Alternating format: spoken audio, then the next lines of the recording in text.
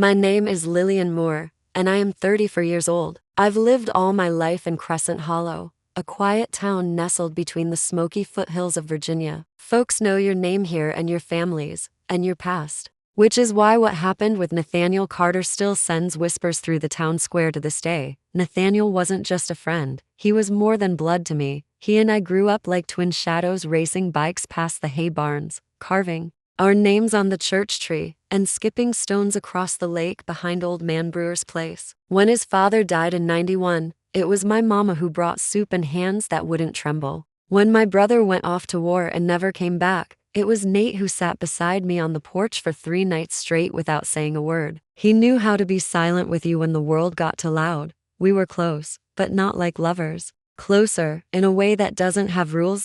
So, when he showed up one humid August morning, sweat clinging to his neck and desperation in his voice, I didn't hesitate. "Lil," he said, "I need your help." He didn't sugarcoat it. He never did.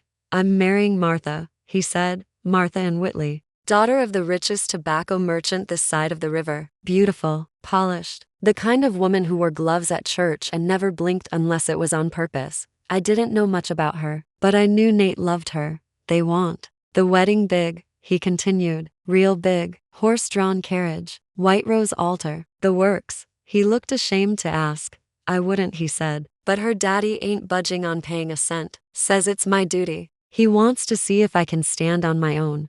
"How much?" I asked. 20,000. The words hit harder than I expected. 20,000 in a town like Crescent Hollow was a year's work. 2, if you counted the winters when nothing grows, and you live off what you can the year before. But I had it, not in gold or under my mattress, but in the account I'd built quietly, money from my late aunt's estate, meant for a trip I'd always dreamed of, Italy, Florence. A week of looking at paintings and pretending I belonged in silk gloves. I looked at Nate, saw the boy who once jumped in freezing water to save my dog, the man who fixed my roof without asking, the friend who'd never said no to me not once. So I didn't say no to him. We wrote it down on paper, not fancy, just a receipt ledger from my father's old desk drawer. I listed the amount, the date, and his full name in ink. I, Nathaniel Carter, have received a loan of $20,000 from Lillian Moore on September 6, 1999, to be repaid in full within 18 months of the wedding ceremony. He signed. I signed. We shook hands. No hugs. No tears. Just two old friends doing what folks in small towns do, trusting with open hearts. That night, I watched the moon from my window and told myself I'd done the right thing, that I'd see Florence one day. Just later.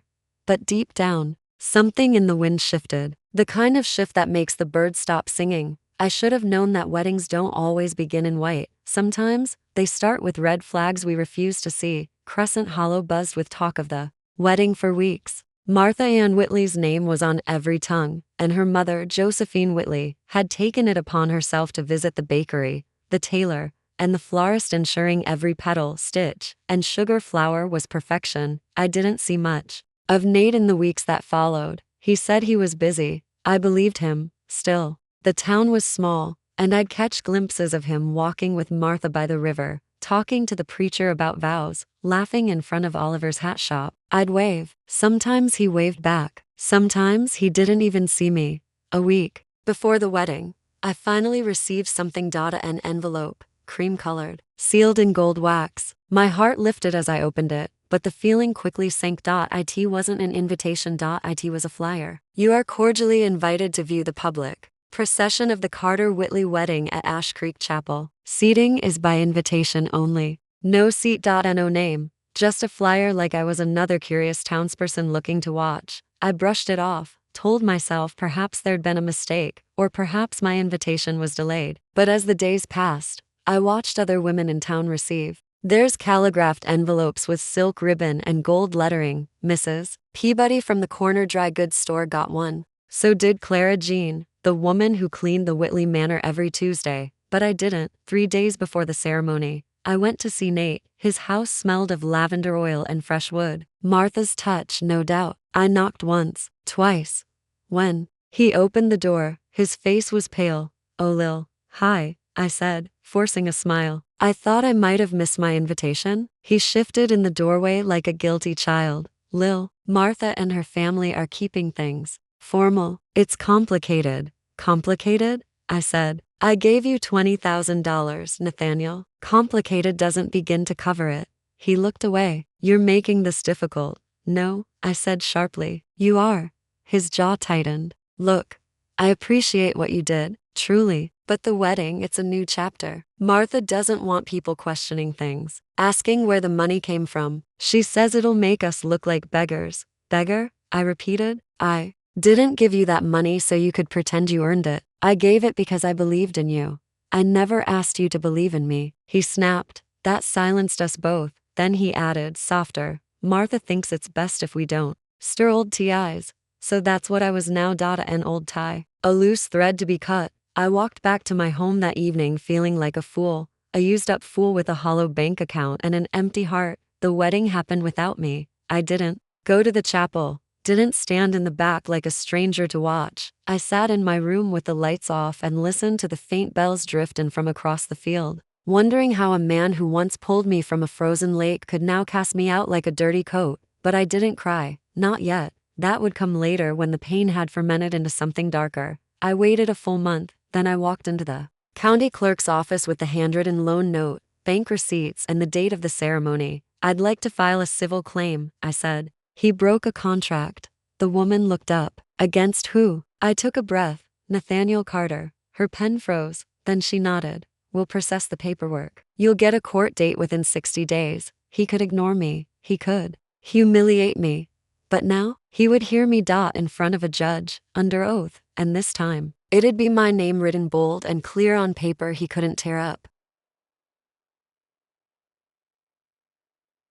The court date came faster than I expected. A crisp envelope arrived one morning in mid-November. Inside was a formal summons, handwritten in black ink by a clerk named Everett Powell. The county seal glimmered red at the top, and below it, the words rang heavy. Nathaniel Carter is hereby summoned to appear before the District Court of Crescent Hollow on the December 3, 1999, regarding a breach of private contract. I held it in shaking hands. I'd never sued anyone in my life, folks. In our town didn't do that. If someone wronged you, you let it settle through whispers and reputation. You didn't drag it through the courthouse steps where strangers in suits decided who was right. But something inside me, something I didn't know I had hardened. This wasn't just about money anymore. It was about being discarded like I never mattered. About a friendship that was tossed aside for appearance. For shame. 2 weeks before the hearing, Martha herself showed up at my front door. She wore a fur-trimmed coat and boots that hadn't touched a speck of dirt. Her hair was pinned and polished like a porcelain doll.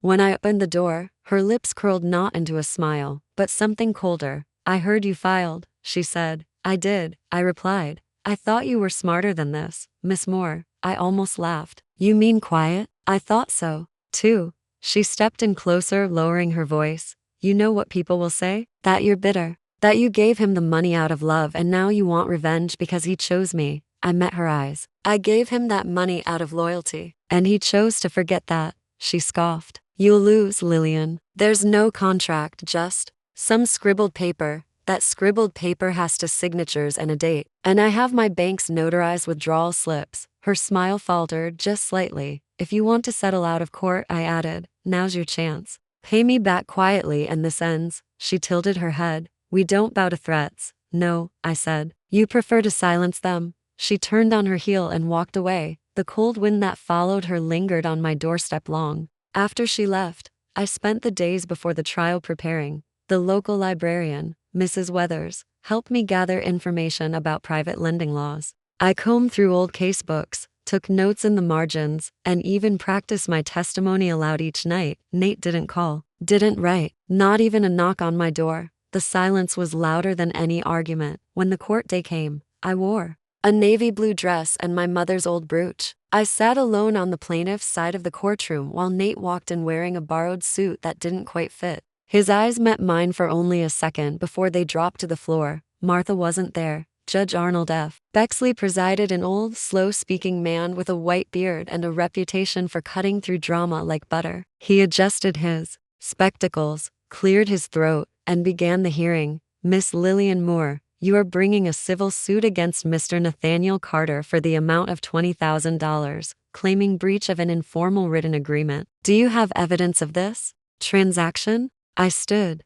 Yes, Your Honor. I have the original handwritten note signed by both parties, along with bank statements showing the exact withdrawal on the date listed. I walked forward and handed the papers to the bailiff. The judge reviewed them for a full minute in silence. Then he turned to Nate. Mr. Carter, do you deny that this loan occurred? Nate cleared his throat. I don't deny it. I did take the money. And do you dispute the repayment terms listed in this document? He hesitated. No, sir. The judge's brow lifted. Then on what grounds do you refuse repayment? Nate looked down. I thought it was a gift. She never asked me again. I thought it was something she offered out of kindness, not expecting anything back. The courtroom held its breath. I stepped forward again. Your Honor, kindness is not the absence of accountability. A signature binds a promise. Judge Bexley nodded slowly. Well said, Miss Moore. He rapped his gavel once. I'll make my ruling after recess. As the courtroom emptied, Nate walked past me. For a moment, he paused. He looked older than I remembered. 12 years, I said softly. That's how long we were friends. He swallowed hard. I didn't mean for it to go this way. Neither did I. But the truth is, sometimes people you love can disappoint you deeper than strangers ever could. And when that love is used like a currency and then forgotten, justice becomes the only language they understand. The courthouse smelled like cedar and old dust when we returned after recess. The sun had shifted outside, spilling long shadows across the wooden floors.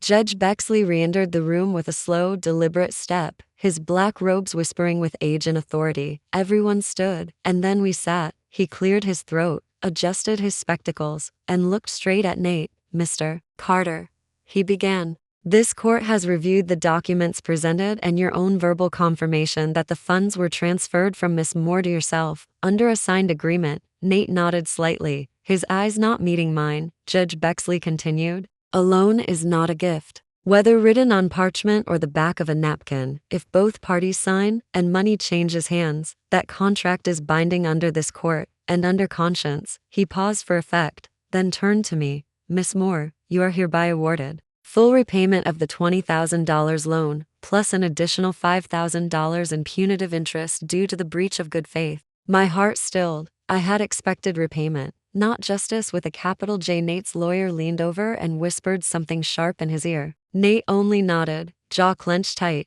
like he was biting down on everything he wanted to say. Judge Bexley banged his gavel once. This case is closed. Mr. Carter, payment will begin within 30 days or further legal action will commence. Court is adjourned. Outside, the cold air hit me like a cleansing wind. I stood on the steps of the courthouse, watching the townspeople file past with subtle glances and hushed murmurs. Mrs. Peabody gave me a slow nod of respect. Sheriff Halstead tipped his hat. I hadn't just won a case, I'd torn down the illusion people carried about Nate Carter. That he was golden, honest, unshakable. Behind me, the heavy oak doors swung open. Nate stepped out alone. For a moment, I thought he might walk past without a word. But then he paused beside me, hands deep in his coat pockets. I'll pay it, he said quietly. I know you will, I replied. He looked at the courthouse, then at the sky. Martha left, he said suddenly. 3 days ago.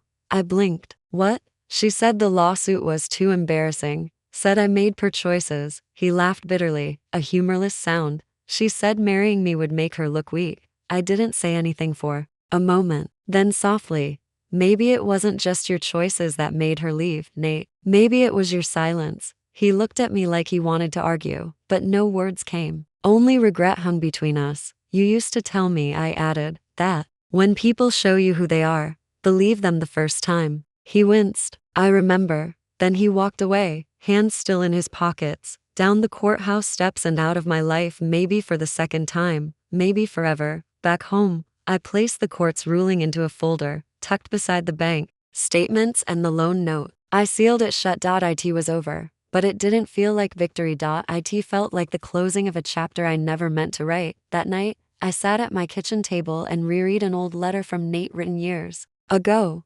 before everything twisted. His words were light, joking, grateful. A different man. A man who still remembered birthdays and didn't speak in courtroom apologies. I didn't cry. not because it didn't hurt, but because some kinds of pain are so old, they turn to stone. The next morning, I walked into Rose's cafe for the first time since the trial. The bell above the door jingled, and heads turned. But this time, they weren't curious. They were respectful. Rose, wiping the counter, smiled warmly. "Coffee's on the house today, Lil." I smiled back. "I'll take it black." She nodded. "Like your court win." That made me laugh, not because it was funny but because for the first time in weeks, the air felt lighter. I sipped my coffee by the window, looking out at the town that had watched me fall, watched me stand back up, and now watched me as someone different. Not the girl who lent money, but the woman who got it back with interest and her dignity.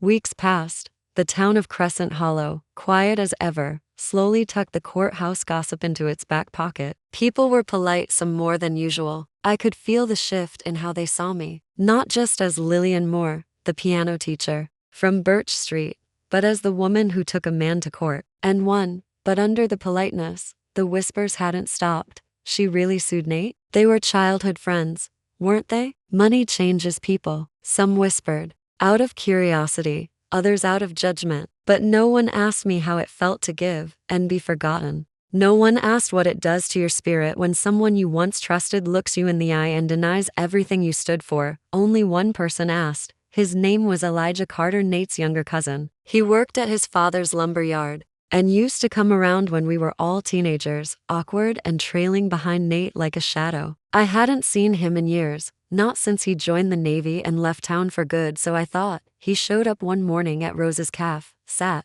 across from me without asking, and said, "I read the court ruling in the papers. I know what Nate did."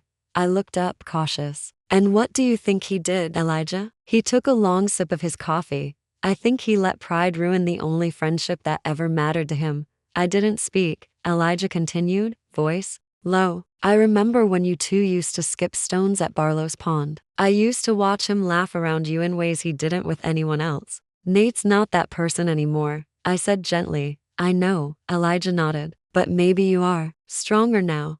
Elijah started visiting more often after that. Sometimes just for a brief chat, sometimes to help me lift firewood or fix the old back porch swing. We never talked about Nate again. It wasn't a wall between us, just a quiet agreement. What's broken doesn't always need to be mentioned to be understood. He didn't flatter me. He didn't pity me. He just listened, and sometimes, that was the most radical kindness of all. The repayment from Nate arrived on schedule, delivered by registered mail in neatly labeled cashier's checks. No note inside, no apology, just cold, precise numbers that proved the court's gavel meant something. I deposited them without a smile, not out of bitterness, out of closure. I used some of the money to fix up the house, repainted the front porch, replaced the old roof tiles, even bought a new piano for my students, one that didn't creak every time the low C was pressed. And when I played again, it felt like breathing after being underwater for too long. One afternoon, while sorting through a box of old letters and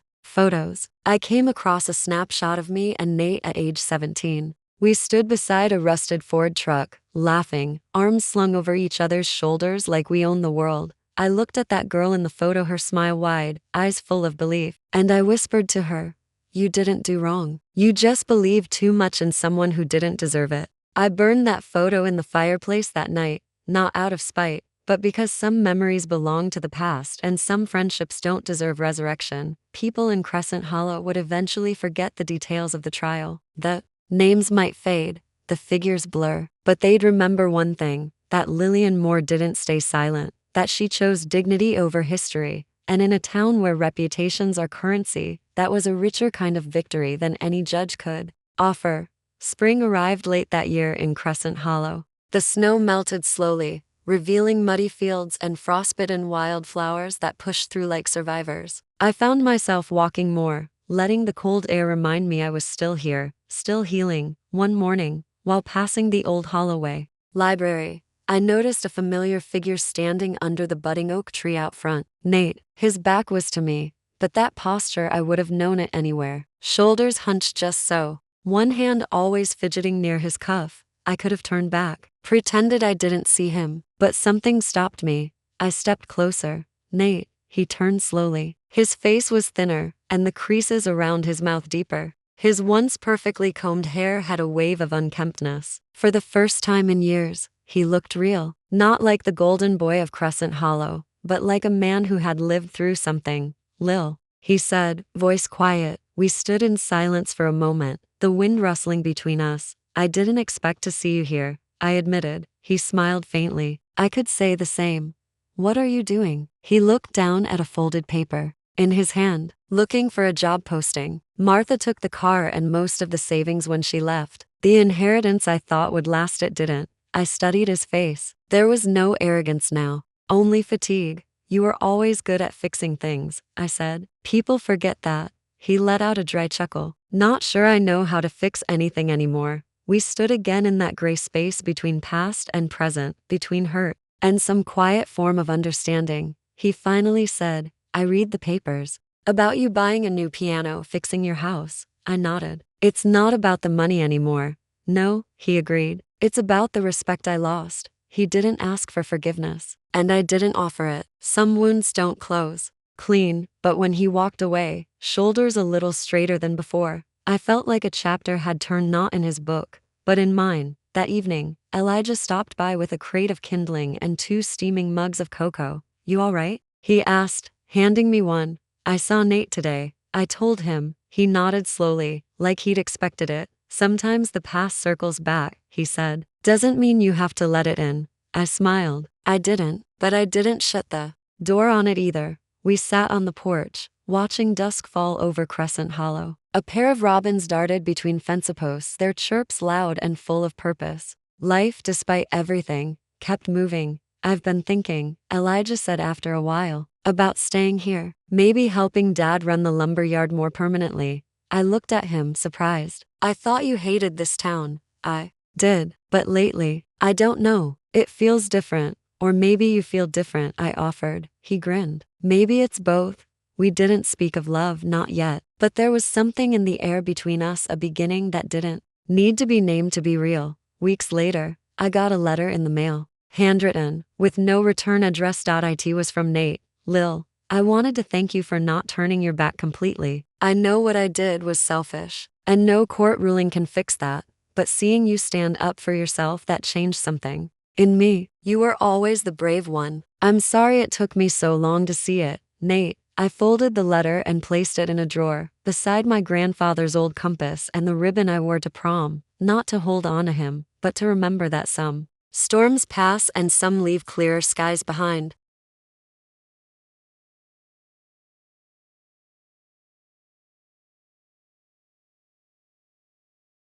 The courtroom was so quiet, you could hear the clock tick above the judge's bench. I sat with my hands folded tightly in my lap, the skin around my knuckles pale from pressure. Nate stood at the defense table in a navy suit he probably borrowed. His lawyer shuffled papers, whispering in his ear, but nothing could soften what was coming. The evidence was ironclad. Voicemails Nate left me, pleading for help. Handwritten notes confirming the exact $20,000 loan. A ledger entry dated and signed his promise to repay me once the wedding was done. And of course, the final blow. The invitation list with my name crossed out in thick black ink. Judge Hammond adjusted his glasses. Mr. Connors, do you dispute the loan? Nate's mouth opened, closed, opened again. His lawyer leaned in and muttered, don't dig deeper. No, Your Honor, he said finally, almost in a whisper. The loan happened. And the repayment? Nate stammered. I didn't have the funds. The judge raised a hand. I'm not asking if you had funds. I'm asking if you fulfilled your contractual obligation to pay her back. No, the courtroom shifted. Even the bailiff blinked in mild surprise. It was rare to see someone give up the fight so plainly. Judge Hammond nodded and turned toward me. Miss Bellamy, you did more than offer financial assistance. You acted in good faith, provided proof of agreement, and suffered not only financial loss, but emotional injury when you were excluded from the very event your funds made possible. He adjusted his robe. In consideration of breach of verbal contract, supported by written and recorded evidence, I'm awarding you not only the original $20,000, but double damages. 40 total plus court fees. I froze. Double? I had hoped just to get the original amount back. This was justice with interest. Nate's face drained of color. His lawyer didn't move, didn't object, just gathered papers and sighed. The gavel came down. Bang. It is so ordered. Outside the courthouse, I stood on the steps, breathing in the sharp autumn air. Reporters weren't there. This wasn't the kind of scandal that made headlines. But for me, this was monumental. I had stood my ground. Elijah found me there, walking up with slow, thoughtful steps. Well, he asked, 40,000. I whispered. He let out a low whistle. Guess the judge saw what we all did. I looked up at the sky, pale and cloudless. I didn't want revenge. I know. I just wanted him to remember that I mattered. Elijah nodded. And now he will. Every paycheck, every time he sees his bank balance, he'll remember the cost of disrespecting love. That evening, I sat at my piano, hands resting lightly on the keys. The song I'd once started writing, the one I couldn't finish after Nate's betrayal, came back to me in full. I pressed down, soft chords, a gentle melody, hope, wrapped in rhythm. Sometimes, healing isn't loud or dramatic. Sometimes it's a single note after weeks of silence. The summer sun arrived like an old friend who remembered my name. It touched the porch rails with golden warmth and spilled through the lace curtains of my music room, where the new piano sat gleaming like a second chance. Business picked up too. Parents who once sent hesitant glances after the court drama now returned, even thanking me quietly for standing up for what's right. I'd always been known as the quiet girl with a kind smile, but now people saw me as something else: steady, brave, unafraid to speak when wronged. One Saturday afternoon, as I organized sheet music by the open window, I heard a knock on the screen door. Elijah stood there with a folded note in his hand and a strange expression on his face. You okay? I asked, wiping my hands on my apron. Got this at the lumberyard this morning, he said, handing it over. From Nate. I took the note, carefully, eyes narrowing.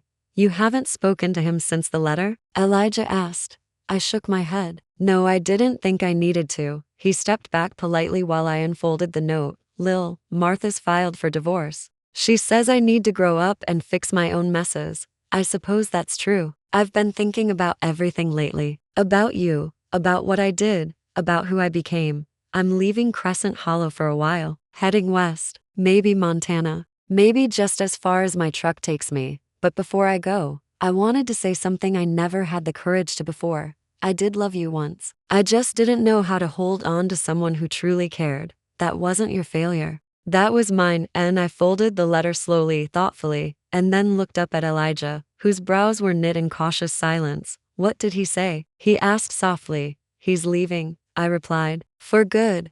It sounds like. And you? How do you feel about that? I exhaled, the summer breeze brushing past my cheek like a final caress from a fading ghost. I feel done. That evening, as twilight painted the sky in soft streaks of lavender and gold, Elijah and I sat on the porch sipping tea. We spoke about small things: Miss Clara's garden, the upcoming town fair, whether to repaint the porch swing, but in the air hung something larger, something waiting. Finally, Elijah turned to me. Lillian, I know things haven't been easy for either of us, but if there's a part of your heart that's not too tired, maybe you'd let me in. Slowly, honestly. My fingers tightened around the teacup. You know I'm not a simple woman anymore, Elijah. He smiled. Good. I'm not looking for simple. I'm looking for real. For the first time in a long while, I felt the walls inside me soften. Not because I needed saving, but because someone had waited outside the door and knocked gently, patiently. By August, Crescent Hollow glowed with lanterns and laughter for the summer fair. Kids ran with ribbons, music floated from the gazebo, and for the first time in years, I danced. Elijah's hand was warm and steady in mine. The town swirled around us, but we moved slow, like time had finally forgiven us. Mrs. Farnsworth whispered to her friend, she's blooming again. You can see it in her shoulders. I smiled, not because of what I had lost, but because of what I had reclaimed. Some revenge stories end with bitter victories. Mine ended with something sweeter: self-respect, peace, and a new kind of love, one that asked nothing and honored everything.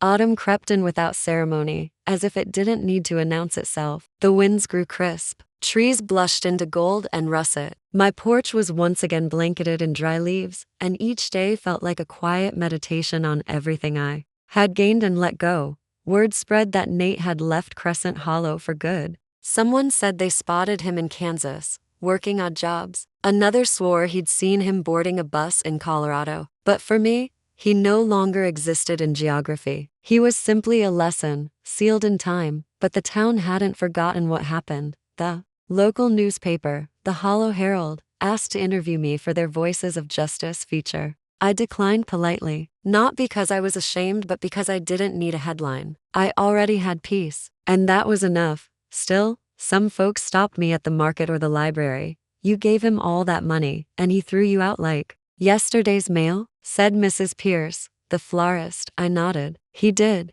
And you made him pay?" I smiled, with receipts. That always made them chuckle. But revenge wasn't the flavor I carried in my chest. It was something else, not sweet, not bitter, just balanced. Elijah and I continued our slow dance of rebuilding trust and carving something beautiful out of broken things. One Friday evening, I found him on my porch, holding a small square box. I opened it slowly. Inside was a simple necklace with a golden key pendant. "My mother gave me this when I left home," Elijah said. "Said it was the key to finding my way back. I think it belongs with you now." I touched the key gently. "Why me?" He looked me square in the eye. "Because you didn't just survive betrayal, you turned it into music." We didn't speak much after that. The wind did enough talking between us. A few weeks later, something remarkable happened. A woman named Cynthia knocked on my studio door. She looked about 40, well-dressed but tired around the eyes. "You don't know me," she began. "But I'm Martha's cousin, Nate's ex-wife now." I blinked, caught off guard. She held up a thick manila envelope. "I found this when helping her move. It's letters. From you to Nate, from Nate to her. Proof that you tried everything to help. She asked me to return it to you, with an apology." I opened the envelope slowly. Inside were at least 20 letters. My handwriting, my pleas, her cruel replies, but something else was there too. Nate's own guilt, written in margins. I never deserved her kindness, one letter read, and yet she still gave it. Cynthia's eyes were sincere. "Martha says she's sorry." I folded the envelope shut. "I don't need an apology, but don't you want one?" she asked. I shook my head. I wanted the truth. Now I have it. That night, I took the letters and tucked them into the hollow of my grandfather's old chest beneath layers of forgotten quilts and faded memories. Not to dwell on them, but to keep them safe. Because truth, even painful truth, deserves to be preserved. Later, Elijah found me on the porch again. He kissed my forehead and said, "You're becoming the kind of woman legends are written about." I laughed. "I just wanted my money back." He grinned. "You got something more valuable." And as the leaves drifted from the trees in slow spirals, I knew he was right. By winter's arrival, the town of Crescent Hollow had settled into its quiet rhythm again. Snow dressed the rooftops in soft white, and children's laughter echoed faintly as they slid down icy hillsides. I often sat by the window with a cup of tea, watching life roll on. And no more gossip, no more whispers, just silence, the good kind. The kind that follows after a long, hard-fought war. At 29 years old, I had lived through love, betrayal, courtroom battles, and emotional earthquakes. But I had come out the other side not as a victim but as a woman who had learned where her boundaries were and how deeply she deserved respect. One afternoon, while Elijah was chopping wood behind the house, I sat by the fireplace, looking through the account ledger I kept hidden in the drawer. At the very bottom was the original note Nate had signed, the one where he promised to pay me back. Below it, I had jotted a small line in ink. "I kept my promise. Now the world owes me nothing." It wasn't about the money anymore. It was about integrity. About holding others accountable even when your heart begs for leniency. About knowing your worth. The courthouse had awarded me double the $20,000 Nate borrowed. I used the extra to pay off my own mortgage early. I bought new instruments for my music students, donated a portion to the town's children's choir. I didn't spend a penny of it in bitterness. That was the true victory. Months passed. Then one snowy morning in March, I got a small envelope in the mail with no return address. Inside was a single sheet of paper. "Lillian, I saw you last fall at the fair. You looked radiant, happy." I wanted to walk up and say something, but I didn't have the right. "Thank you for being the kind of person who loved without expecting reward. You were my mirror, and I didn't like what I saw." And I folded the note gently. I didn't cry, didn't burn it, Just placed it into the old wooden chest with the others, not for forgiveness, just for closure. Later that night, Elijah came over with a surprise, an old photo he had restored from my childhood. Me and my father sitting on a fence post, dusty from the fields with our boots kicked off. He'd be proud, Elijah said, placing it on the mantel. I hope so, I whispered. He always said, don't let a man write the final chapter of your life. Elijah looked at me with the kind of love that doesn't demand, the kind that waits. So, what's the title of your last chapter, Lillian? I smiled, resting my head on his shoulder. Freedom. Questions for you. Do you think Lillian should have forgiven Nate more openly? Was Elijah's love stronger because he waited rather than chased? Have you ever been in a situation where you helped someone and they betrayed you? Subscribe to more revenge stories. Share, like, comment.